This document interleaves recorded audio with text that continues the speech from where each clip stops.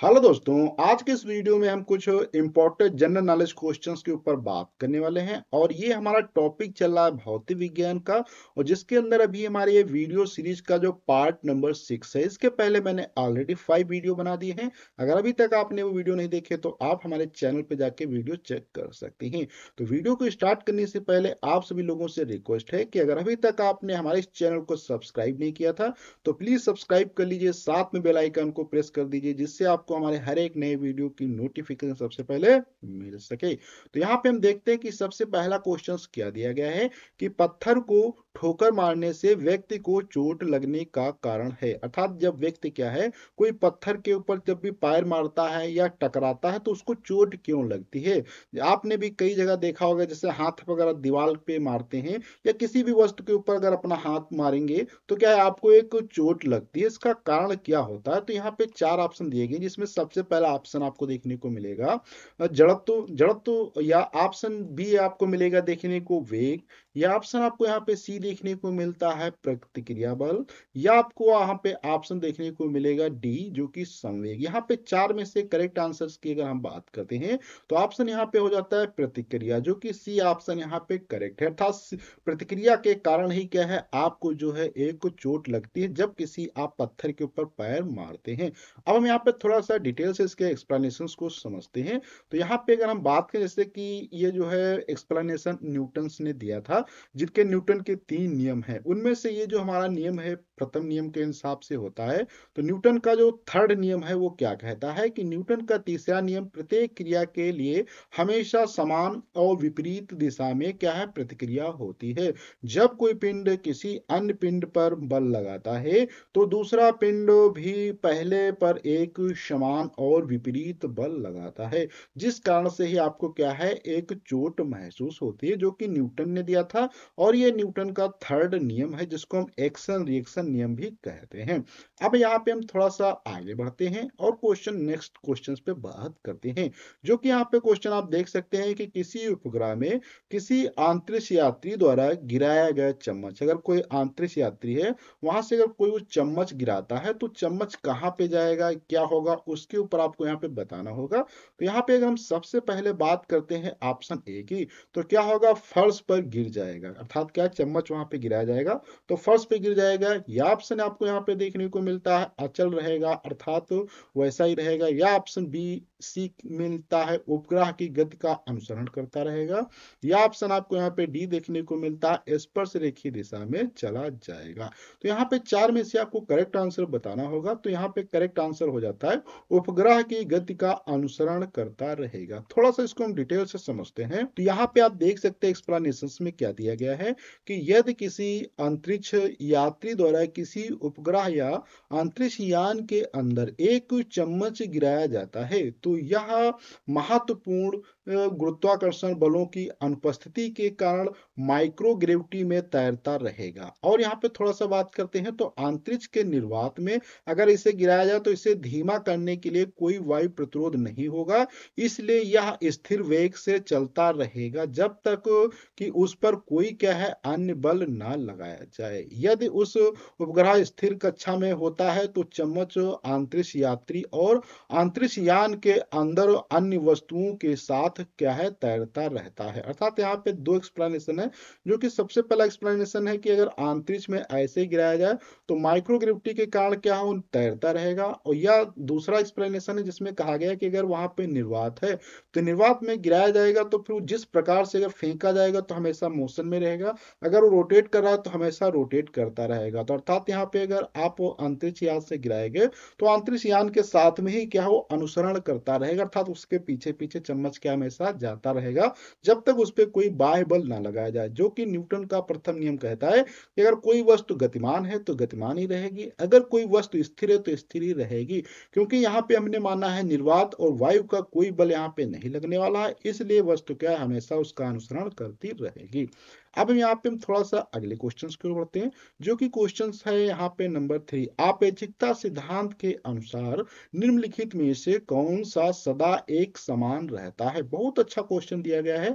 यहाँ पे आप डायग्राम में देख सकते हैं, और यहाँ पे ऑप्शंस की अगर हम बात करें तो ऑप्शन ए दिया गया है किसी वस्तु की लंबाई, अर्थात क्या है, वस्तु की लंबाई जो है क्या वो हमेशा स्थिर रहती है, या ऑप्शन बी दिया गया है यहाँ पे समय, या ऑप्शन आपको मिलता है सी में आकाश, या ऑप्शन यहाँ पे मिलता है डी प्रकाश की का वेग। तो यहाँ पे चार ऑप्शन में से आपको करेक्ट ऑप्शन सिलेक्ट करना था। तो यहाँ पे करेक्ट आंसर की बात करें तो प्रकाश का वेग जो है आपेक्षिक सिद्धांत के अनुसार क्या है, हमेशा एक समान रहता है। अब हम यहाँ पे थोड़ा सा समझते हैं कि आपेक्षिकता सिद्धांत होता क्या है। तो यहाँ पे हम समझते हैं डिटेल से इसका एक्सप्लेनेशन को। तो यहाँ पे लाइट को हमने साइड में बनाया है, और आइंस्टीन ने आपेक्षिकता के सिद्धांत को दिया था, जिनके अनुसार भौतिकी के नियम सभी निर्देश तंत्रों में क्या है, समान रहते हैं, और वे प्रेक्षक के वेग पर निर्भर नहीं करते हैं। आइंस्टीन के अनुसार आप चाहे गैलीलियो के जहाज में हो, या लगभग वो प्रकाश के वेग से गतिशील क्षेत्र में भौतिक के नियम क्या है, समान रहेंगे। तो इस प्रकार से क्या है, द स्पीड, अगर आप हम लाइट की यहाँ पे थोड़ा सा बात करते हैं, वैक्यूम के अंदर क्या होता है 3 × 10⁸ मीटर पर सेकेंड है, जो कि बहुत ज्यादा होती है। और ये स्पीड जो हमेशा फिक्स रहती है लाइट की, आप चाहे जिस भी निर्देश तंत्र में इसको देखें। अब यहाँ पे थोड़ा सा अगले क्वेश्चन की ओर बात करने वाले हैं, जो कि क्वेश्चन नंबर यहाँ पे आपको 4 देखने को मिलता है। जब किसी वस्तु को पृथ्वी से चांद पर ले जाया जाता है, तो फिर वहां पे क्या आपको बदलाव देखने को मिलेगा, अर्थात चाहे आप चांद से पृथ्वी पर जाएं या पृथ्वी से चांद पर जाएं, तो क्या किसी वस्तु में बदलाव आएगा। तो यहाँ पे क्वेश्चन है कि किसी वस्तु को पृथ्वी से चांद पर हम ले जाते हैं तो क्या बदलाव देखने को मिलेगा। तो यहाँ पे ऑप्शन अगर हम बात करें तो दिया गया है द्रव्यमान क्या है, बदल जाता है, परंतु भार उतना ही रहता है। या ऑप्शन यहाँ पे हम बात करते हैं बी के अंदर, जिसमें दिया गया भार बदल जाता है परंतु द्रव्यमान क्या है, उतना ही रहता है। या ऑप्शन यहाँ पे आप देख सकते हैं सी में भार और द्रव्यमान दोनों बदल जाते हैं। या ऑप्शन डी आप यहाँ पे देख सकते हैं, जिसमें कहा गया है भार और द्रव्यमान दोनों एक समान रहते हैं। तो यहाँ पे हम बात करते हैं करेक्ट आंसर क्या हो जाएगा। तो करेक्ट आंसर है भार बदल जाता है परंतु द्रव्यमान उतना ही रहता है। अब हम यहाँ पे थोड़ा सा आगे बढ़ते हैं और क्वेश्चंस का डिटेल से एक्सप्लेनेशन समझते हैं कि क्या मीनिंग होता है भार में बदलाव के कारण। तो यहाँ पे हम बात करें तो यदि किसी वस्तु को पृथ्वी से चंद्रमा पर ले जाया जाता है तो उसके वजन में परिवर्तन होता है, क्योंकि चंद्रमा में गुरुत्वाकर्षण पृथ्वी का 1/6 है। इसलिए यदि वस्तु का वजन पृथ्वी पर 60 किलोग्राम है तो उस का वजन चांद पर क्या है, 10 किलोग्राम हो जाता है, लेकिन इसका द्रव्यमान स्थिर रहता है। बहुत ही अच्छा फैक्ट है यहाँ पे, जो कि आपको बताएगा कि जो गुरुत्वाकर्षण है चंद्रमा पे वो पृथ्वी का कितना है, 1/6 है। तो इसलिए अगर 60 किलो की वस्तु अगर पृथ्वी पे होगी तो वही वस्तु क्या है, चंद्रमा के ऊपर 10 किलोग्राम हो जाएगी। लेकिन यहाँ पे द्रव्यमान के अंदर कोई बदलाव नहीं आएगा। द्रव्यमान और भार के अंदर बहुत सारा अंतर होता है। देखो, द्रव्यमान जो होता है उसका ओरिजिनल मास होता है, और भार जो होता है, भार में क्या होता है, उसका द्रव्यमान गुणे गुरुत्वाकर्षण होता है। इसलिए जहां पे ज्यादा गुरुत्वाकर्षण होगा वहां पे उसका क्या है, भार बढ़ जाएगा। जहां पे गुरुत्वाकर्षण कम कम होगा वहां पे भार उसका है घट जाएगा, क्योंकि द्रव्यमान तो उतना ही रहने वाला है। अब हम यहाँ पे बात करते हैं कि जो कि हमने वीडियो 5 में एक क्वेश्चन दिया था होमवर्क के लिए, उस क्वेश्चन के आंसर पे यहाँ पे हम बात करते हैं कि उस क्वेश्चन का आंसर क्या होगा। तो क्वेश्चन हमने दिया था कि ज्यादा ऊंचाई पर सांस लेने में कठिनाई क्यों होती है, जिसमें ऑप्शन हमने बताया था कि ऑप्शन पहला दिया गया था कि वायु के कम दबाव के कारण होता है, या वहां पे क्या होता है, न्यून तापमान के कारण हो जाता है, या वहां पे होता है ओजोन के कारण होता है, या वहां पे क्या है, ऑप्शन मिलता है उच्च आर्द्रता के कारण था। तो वहां पे आपको ऑप्शन देखने को मिल रहे हैं 4। आपको बताना था इसमें कौन सा करेक्ट आंसर होगा। तो आज हम बात करते हैं इसका करेक्ट आंसर क्या होगा। तो वहां पे क्या, उच्च आर्द्रता के कारण जो होता है वहां पे सांस लेने में कठिनाई आ जाती है।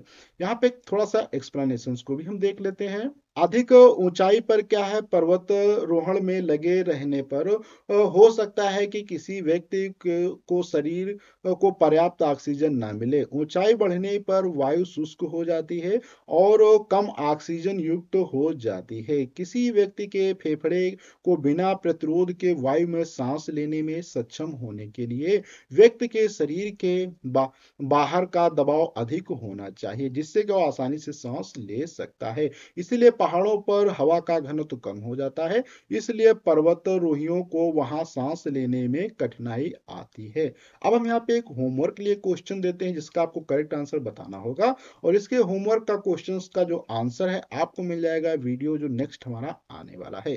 तो क्वेश्चन क्या दिया गया है आपको यहाँ पे देखना है कि दिया गया है चावल पकाना कठिन होता है। चावल पकाना जो है कठिन होता है, वो कहाँ पे कठिन होता है? यहाँ पे मैं आपको ऑप्शन बता देता हूँ कि पर्वत के शिखर पे पकाना कठिन होता है, या ऑप्शन यहाँ पे आप देख सकते हैं समुद्र तल पर कठिन होता है, या ऑप्शन यहाँ पे आप देख सकते हैं खदान के नीचे पकाना कठिन होता है, या यहाँ पे ऑप्शन देख सकते हैं कहीं पर भी एक जैसा ही रहता है। इसका आपको करेक्ट आंसर बताना होगा, कमेंट बॉक्स के अंदर लिखना है और बताना है, और इसका नेक्स्ट जब वीडियो आएगा तो वहां पे हम इसका डिटेल से एक्सप्लेनेशन भी देखने वाले हैं। तो आज की वीडियो में लोग इतना रखते हैं, अगले वीडियो में मिलेंगे कुछ नई जानकारी के साथ में। जब तक के लिए धन्यवाद।